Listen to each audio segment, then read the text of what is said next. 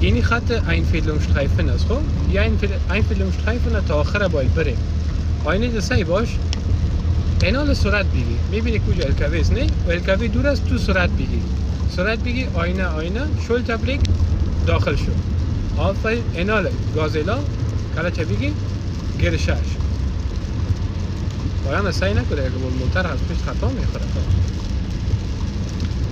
موتر میره اون طرف تو پایان سعی کن اشاره تگل کن فاصله تا کت از الکوی مراعات کن چون سبقت گرفته نمیتونی باید فاصله بگیری کت از الکوی خوب آینه تا متوجه باش اگه دیدی که موتر آهسته میره در دست چپت کس آهسته میره یا دور است اشاره میزنی آینه تا سعی میکنی مبرایی نه هنوزم نزدیک است سرعت زیاد است اینال میتونی آینه اشاره شل تبریک برو برای بیرو برای اینال طور سرعت بگی اشاره تا خاموش کن